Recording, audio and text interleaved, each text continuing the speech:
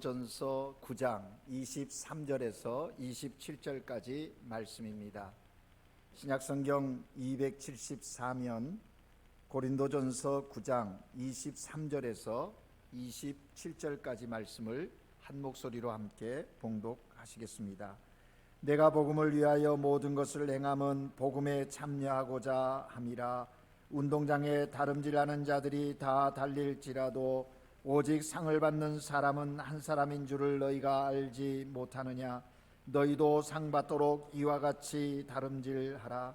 이기기를 다투는 자마다 모든 일에 절제하나니 그들은 썩을 승리자의 관을 얻고자 하되 우리는 썩지 아니할 것을 얻고자 하노라.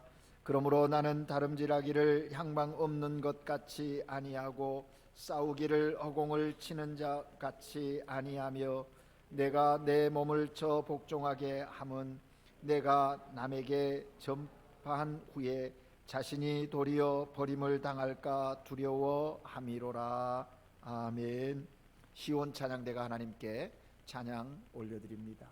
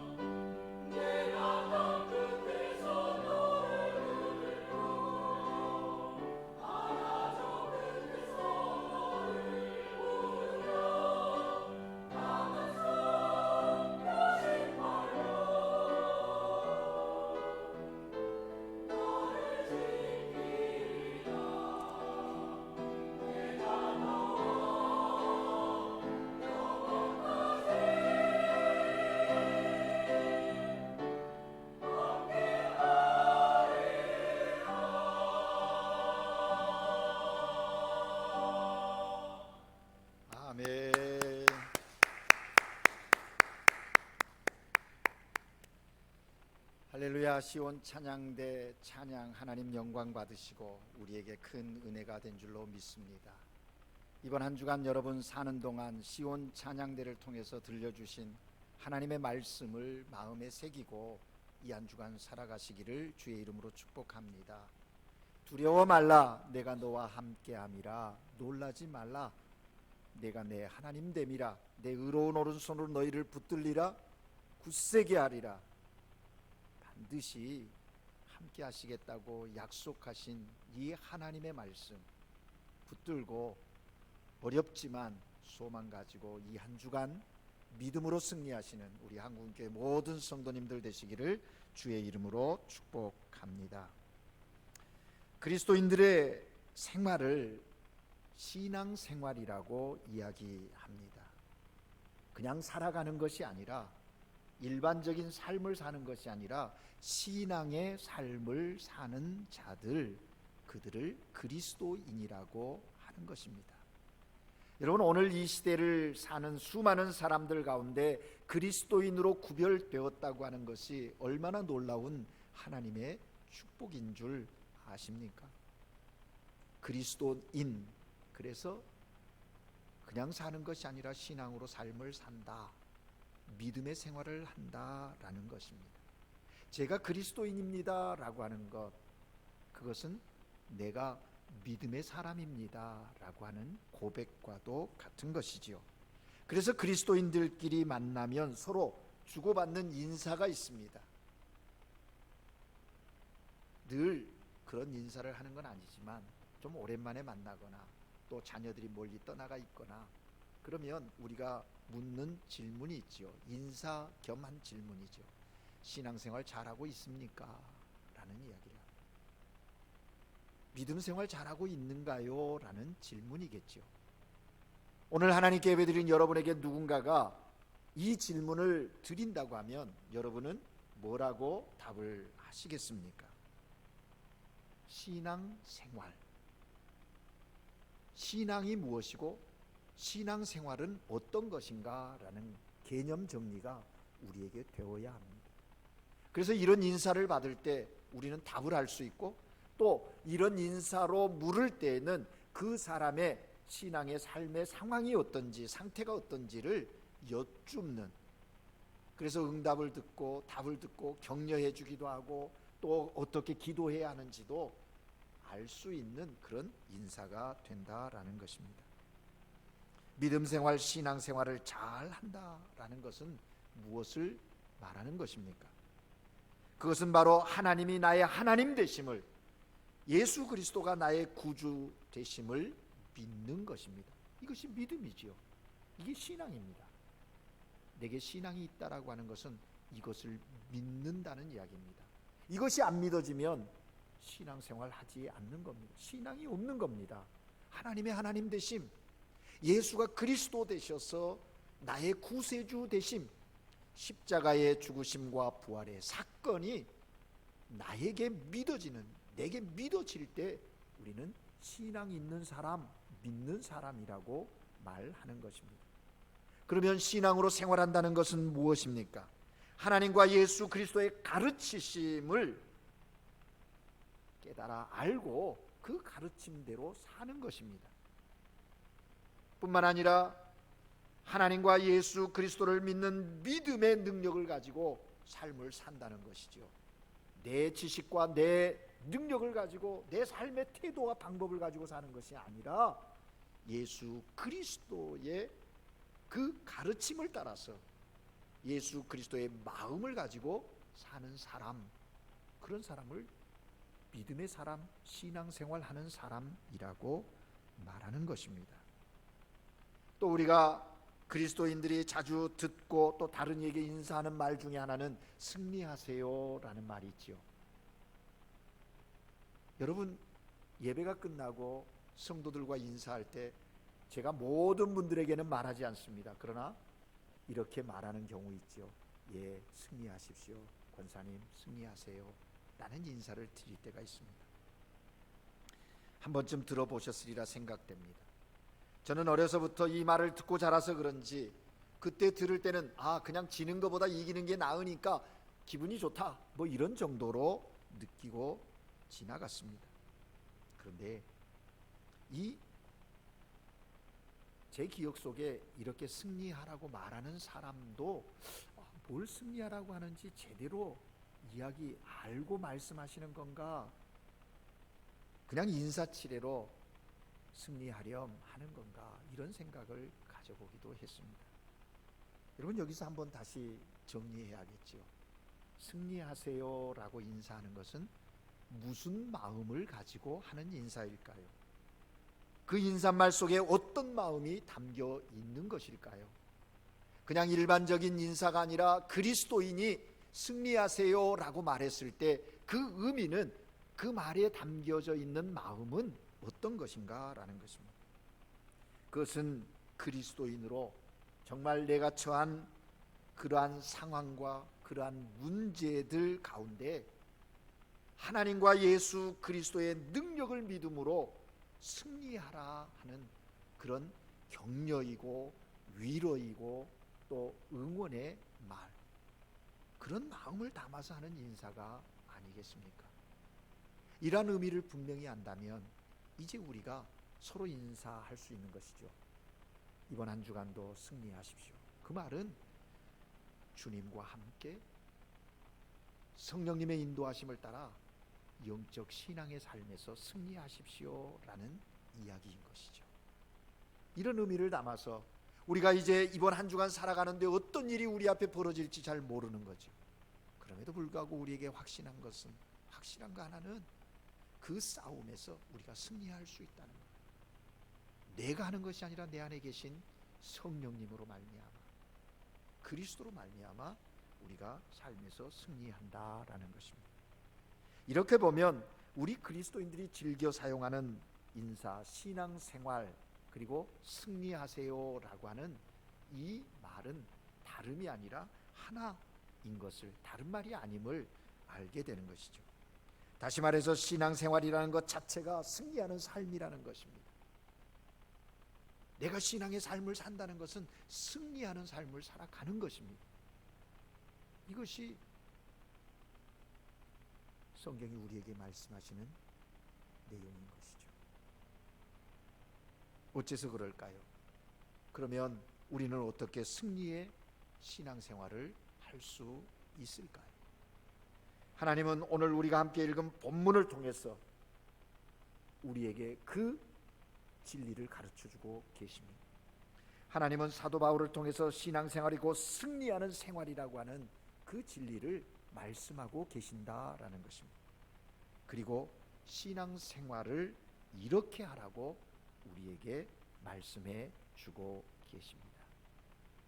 여러분 아시는 대로 고린도전서는 사도 바울에 의해서 기록된 하나님의 말씀입니다.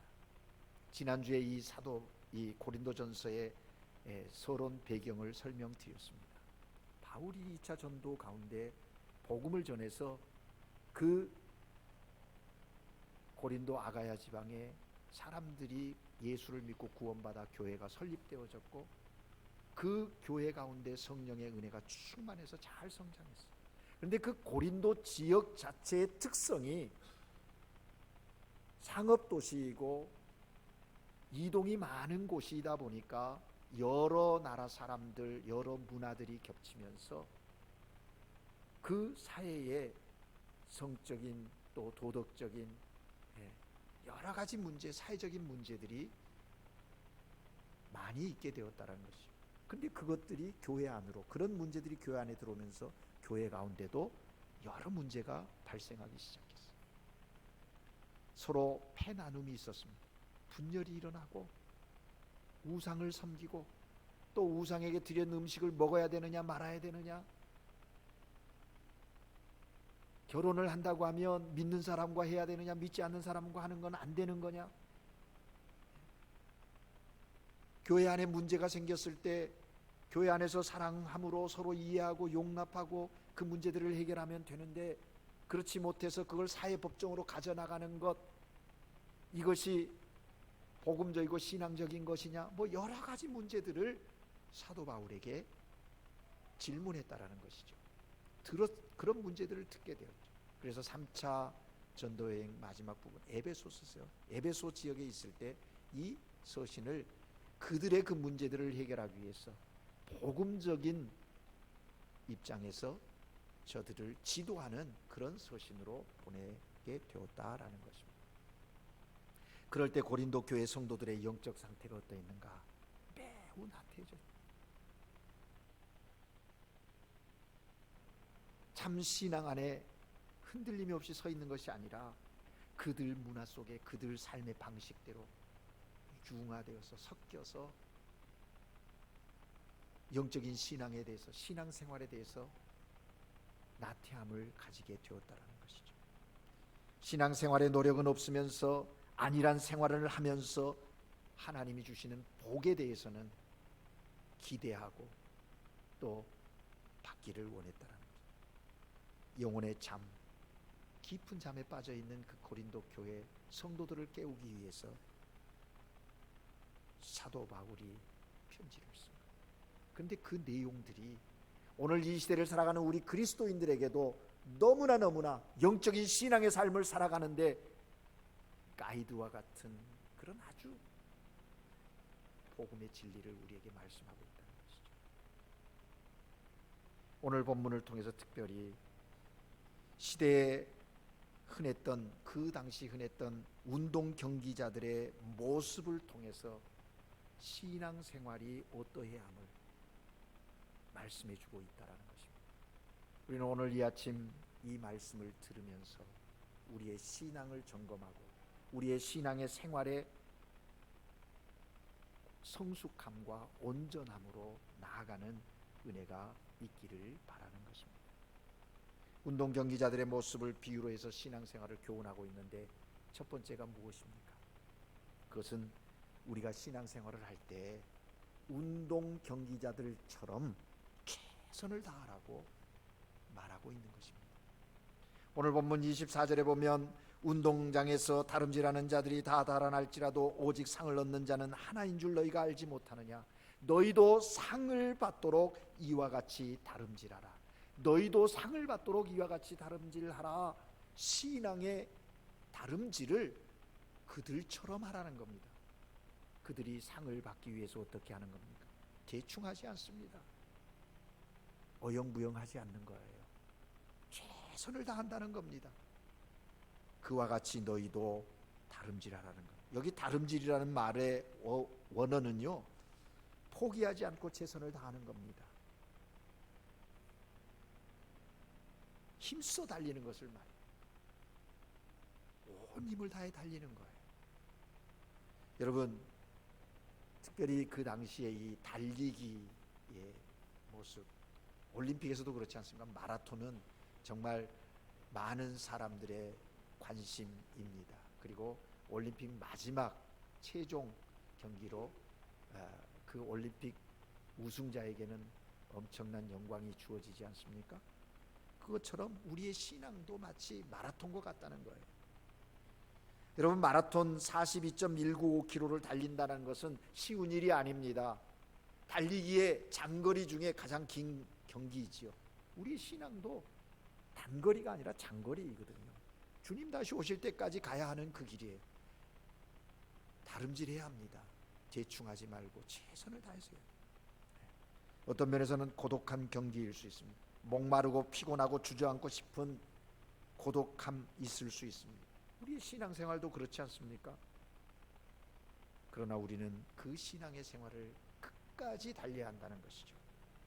우리가 함께 예배드리고 격려하고 교제하지만 우리의 신앙생활도 고독할 때가 있습니다. 내 마음에 근심, 고통 있는데 그 누구에게도 말하지 못하고 누가 알아주지도 않는, 그래서 홀로 이 고통을 감당해야 할 때도 있다라는 것이죠. 어찌 보면 고독한 경주자의 모습이 신앙인의 모습이 아닌가 느껴지기도 합니다. 그러나 그렇게 생각되어질 때 우리가 결코 잊지 말아야 할 것은 나 혼자 달리고 있지 않다라고 하는 것입니다.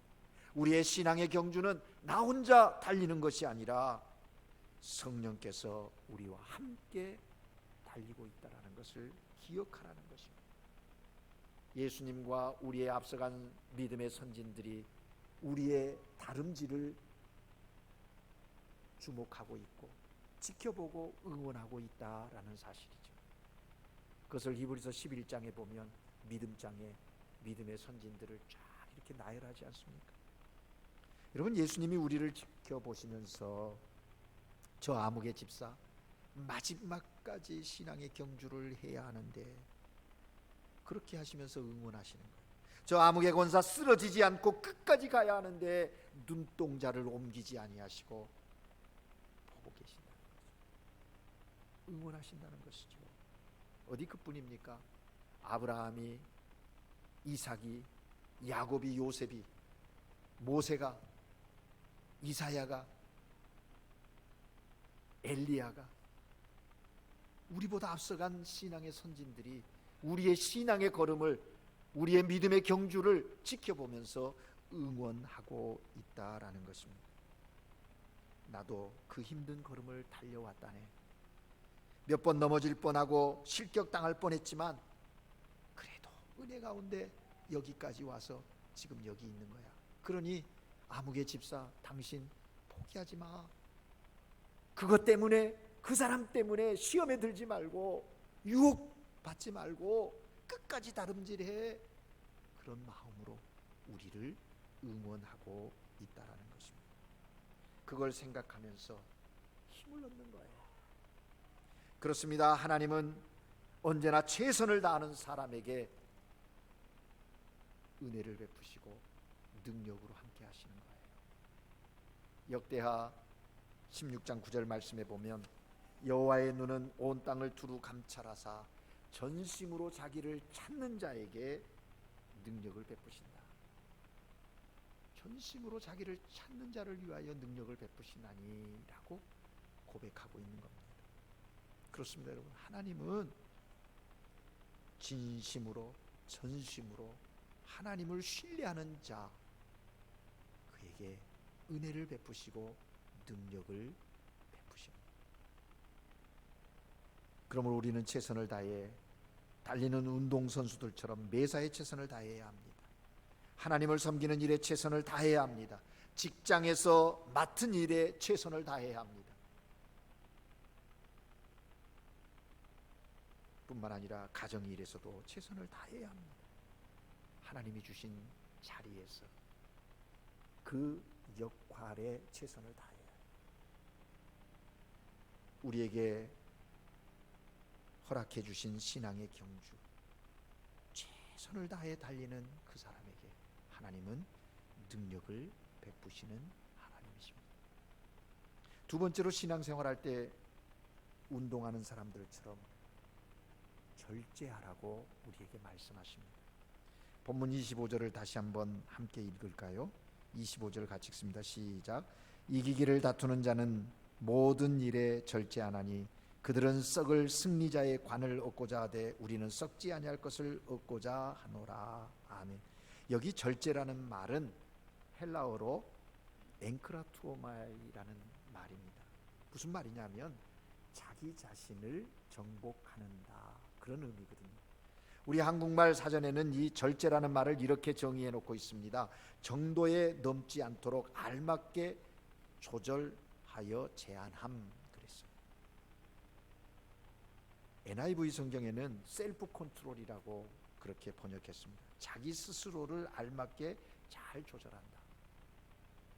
이 말을 하면 절제? 네.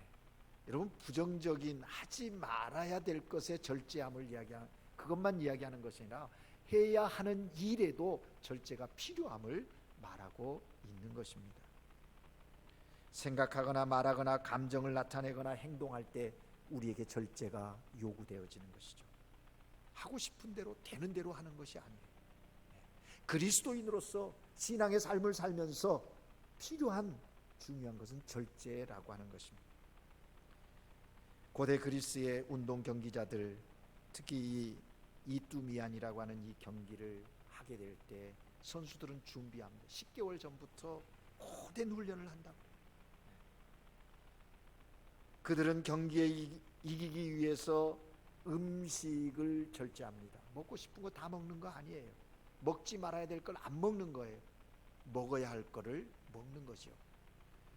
오락, 수면 이런 것들을 잘 컨트롤한다는 것이죠. 오늘날도 마찬가지입니다.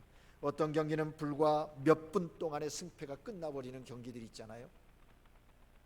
불과 몇 초 만에 끝나버리기도 해요. UFC 같은 그 격투기 한번 보십시오.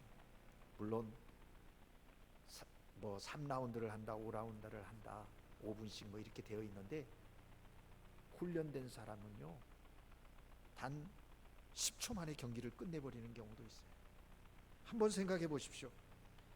몇 분, 몇 초 되지 않는 시합을 위해서 그들이 몇 년 동안 훈련하였는가, 자기와의 싸움, 절제를 하는가 생각해 보십시오. 이 날이 있기까지 그들은 얼마나 많은 것을 참았겠는가. 저도 초등학교, 중학교 태권도 선수 생활을 했는데요. 키가 작고 몸이 약하니까 핀급이에요. 가장 낮은 급수인데 얼마나 힘든지 몰라요. 그만하고 싶은데 해야 된다니까 했어요. 근데 결국 나가서 시합을 해보면 별로 성과가 좋지 않아요. 그래서 고등학교 가기 전에 제가 포기를 했죠. 내려놨죠. 네. 여러분, 운동선수들이 정말 그 상을 위해서 절제하는 그 절제력 생각해 보십시오. 여러분은 신앙의 삶을 위해서 무엇을 절제하고 있습니까? 뭘 컨트롤하고 있는지 스스로에게 물어야 합니다. 지금 운동선수들 2024년 파리 올림픽 금메달을 위해서 각 종목의 선수들은 지금 땀을 흘리고 있습니다. 그러면서 절제하고 있다는 것이죠. 왜?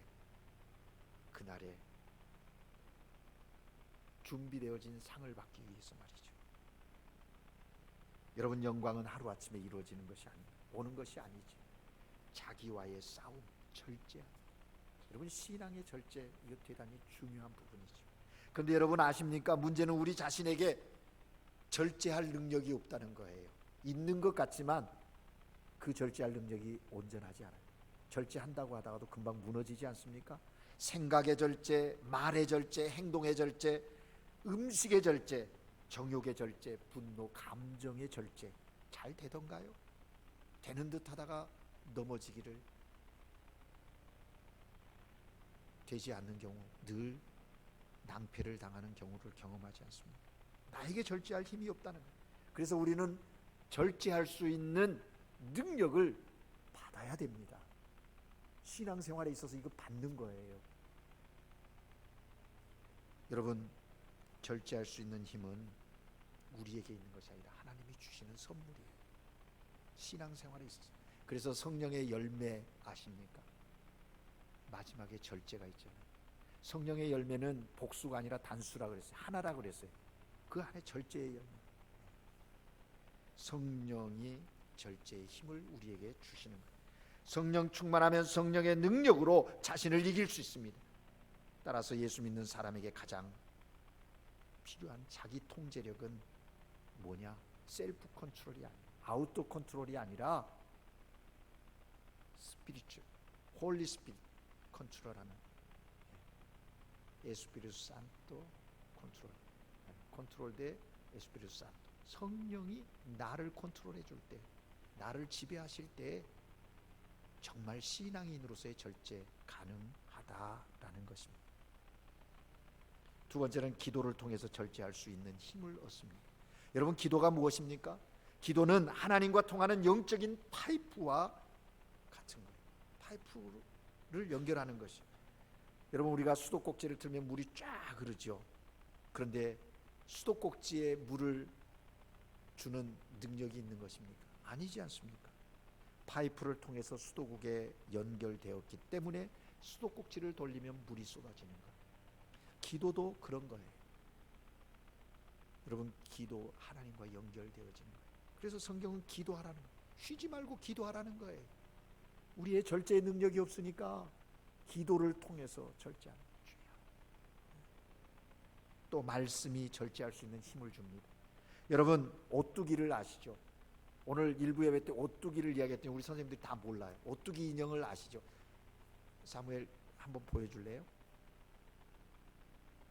예, 보시죠. 오뚜기 인형을 보면 아래쪽이 둥그렇습니다. 그렇기 때문에 똑바로 서 있을 수가 없거든요. 그런데 희한한 것은 똑바로 서 있는다는 거예요. 왜 설 수 있습니까? 똑바로 설 수 없는 오뚜기가 똑바로 서는 이유가 어디 있는 겁니까? 그것은 오뚜기 내부에 중심을 잡아주는 무거운 무언가가 있기 때문이라는 것을 여러분 아시죠? 그래서 저 오뚜기가 서 있는 거예요. 무거운 중심이 밀었다면 다시 또 원위치로 올라오는 거 아닙니까? 신앙생활도 그런 것입니다. 우리의 내면에 하나님의 말씀이 충만하면, 우리의 내면의 진리로 채워지면 우리 인생의 중심이 잡혀져서 넘어져도 다시 서는 거예요. 신앙생활 승리할 수 있다는 것이죠. 그러나 오뚜기의 내부의 무게를 빼버리면, 오뚜기 넘어지면 일어나지 못하는 거예요.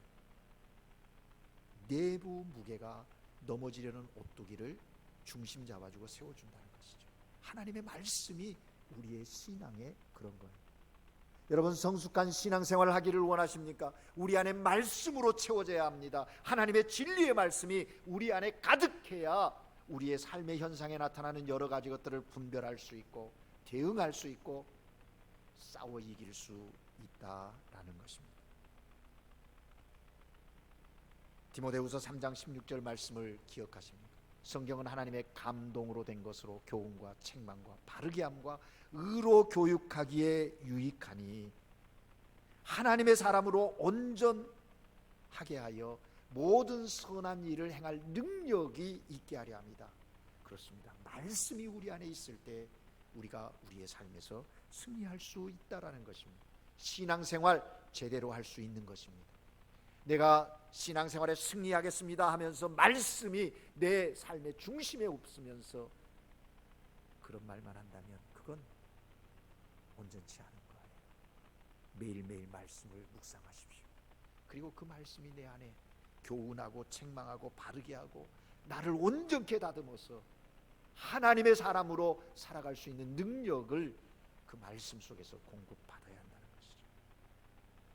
그렇습니다. 여러분, 오늘 예배드리는 여러분 모두가 성령과 기도 그리고 하나님의 말씀의 능력으로 절제하여 승리하는 신앙생활 하시기를 주의 이름으로 축복합니다. 오늘 본문에서 마지막 세 번째, 우리에게 어떻게 신앙생활 하라고 말씀하십니까? 운동하는 사람들처럼 방향성과 목적이 분명해야 한다라고 말씀하십니다. 26절 27절에 보니까 그러므로 나는 다름질하기를 향방 없는 것 같이 아니하고 싸우기를 허공치는 것 같이 아니하며 내가 내 몸을 쳐 복종하게 함은 내가 남에게 전파한 후에 자신이 도리어 버림을 당할까 두려워함이라. 사도 바울은 이 글을 쓰면서 두 가지 동시에 생각한 것 같습니다. 마라톤 경기와 복싱입니다. 아무리 잘 달려도 꼬린 지점을 향하여 달리지 않고 엉뚱한 곳으로 달려가게 되면 어떻게 됩니까? 실격당하는 거예요. 실격. 여러분, 2013년 4월 영국에서 마라톤 대회가 있었거든요. 5,000명이 넘는 사람이 참가해서 달렸습니다. 열심히 달렸는데 1등과 2등이 격차가 나면서 1등은 정해진 코스로 잘 방향을 잡고 골인했는데 격차난 2등서부터 그 다음에 2등이 코스를 이탈해서 다른 방향으로 간 거예요. 모든 사람이 2등을 쫓아서 달림질해서 5,000명이 실격을 당하는 마라톤 역사상 가장 많은 실격자들이 나온 경기가 되었다는 거예요. 여러분, 인생의 방향, 신앙인으로 가야 할 방향을 바로 잡아야지 제대로 된 방향으로 가지 않고 엉뚱한 길로 가면 그 신앙의 능력이 나타나지 않을 뿐만 아니라 실패할 수밖에 없다라는 것입니다. 권투 선수가 아무리 주먹을 많이 휘두른다 해도 정확하게 가격하지 않으면 힘만 낭비하는 것이 되고 말지요. 최선을 다해서 자신을 절제하고 달렸다 해도 방향과 목적이 잘못되면 그 수고가 헛되다고 하는 사실을 우리에게 말씀하고 있는 거예요. 그러므로 운동 경기하는 사람들처럼 방향과 목적을 분명히 하고 신앙생활 하라고 우리에게 말씀하고 있습니다. 언젠가 텔레비전에 시청자가 보낸 비디오가 이렇게 프로그램으로 방영된 적이 있는데 유치원에서 운동회를 하는 그런 내용이었습니다. 어린아이들이 이겨보겠다고 바톤을 들고 릴레이를 하는데 한 아이가 열심히 뛰어서 오니까 그 바톤을 받을 아이가 준비를 하고 있다가 바톤을 딱 받는 순간 앞으로 가야 되는데 그 아이가 달려온 뒷길로 다시 돌아가는 거예요. 막 뛰는 거예요. 그걸 보는 사람들이 막 웃고 안타까워합니다. 여러분, 우리의 신앙의 삶도 이렇게 되면 웃음거리가 되고 마는 거예요. 우리의 삶의 목적이 무엇입니까? 우리는 무엇을 위해서 존재합니까? 직업과 살아가는 방법이 참 다양합니다. 그런데 목적은 하나예요. 오늘 이 자리에 하나님께 예배드리는 우리는 목적이 하나입니다. 그것이 무엇일까요? 하나님께 영광을 돌리는 것입니다. 하나님을 기쁘시게 하는 것, 그것이 우리의 목적입니다. 그래서 사도 바울은 고린도전서 10장 31절에서 우리에게 이렇게 권면합니다. 너희가 먹든지 마시든지 무엇을 하든지 다 하나님의 영광을 위해서 하라. 그렇게 강하게 고린도 교인들에게 말했지만 오늘 이 아침 예배드리는 우리에게도 말씀하고 있다라는 것입니다. 여러분, 지금 무엇을 하고 계십니까? 어떤 상황에 있습니까? 무엇을 하든지 어떤 상황에 있든지 우리가 믿음의 사람 그리스도인이라면 방향이 분명해야 우리의 소망 되신 예수 그리스도를 향하여야 그게 우리의 목표예요. 목적은 뭡니까? 하나님을 기쁘시게 하고 하나님을 영화롭게 하는 하나님의 영광을 드러내는 삶이다라는 것입니다. 이러한 삶을 살 때 세상도 아, 그리스도인 다름이 있군 하고 이야기하는 거예요. 영향력 있는 능력, 선한 일에 부요한 자의 삶을 살아갈 수 있다라는 것입니다. 이러한 신앙 있는 되시기를 주의 이름으로 축복합니다. 이제 말씀을 정리합니다. 우리 모두는 하나님을 섬기되 운동 경기자들의 모습처럼 이제 그렇게 신앙생활 하십시다. 최선을 다하는 것, 육신의 감정이나 유혹에 대해서 절제하는 것, 그리고 삶의 방향과 목표가 예수 그리스도에게 있고 삶의 목적이 하나님의 영광을 위하여 있음을 잊지 않고 지금 하는 일들을 계속하십시오. 어떤 문제가 삶 앞에 다가와도 오늘 시원 찬양대가 하나님의 음성으로 들려준 그 말씀을 마음에 새기고 두려워하지 말고 담대하십시오. 그런 신앙의 삶을 살면 우리가 서로 집사님 승리하세요, 권사님 승리하십시다 라고 서로 인사하면서 주님 다시 오실 그때까지 우리의 신앙의 경주는 계속될 것입니다. 이러한 삶이 저와 여러분 삶 되시기를 주의 이름으로 축복합니다. 기도하겠습니다. 사랑의 하나님 아버지, 우리를 하나님의 자녀 삼아 주시고 세상과 구별된 거룩한 하나님의 백성으로 그리스도인으로 살게 하신 것 감사합니다. 이제 성숙한 신앙생활 하는 믿음의 사람들 되게 하옵소서. 환경과 사건들 핑계하지 않게 하시고 주님, 우리에게 주신 그 복음의 능력을 가지고 하나님이 베푸신 자유함을 가지고 최선을 다하는 신앙의 삶 살게 하옵소서. 주의 영광을 위하여 주님을 기쁘시게 하는 삶을 살기 위하여 절제해야 할 것들을 절제할 수 있도록 은혜를 주시고 능력을 주시고 영적인 분별력을 더하여 주시옵소서.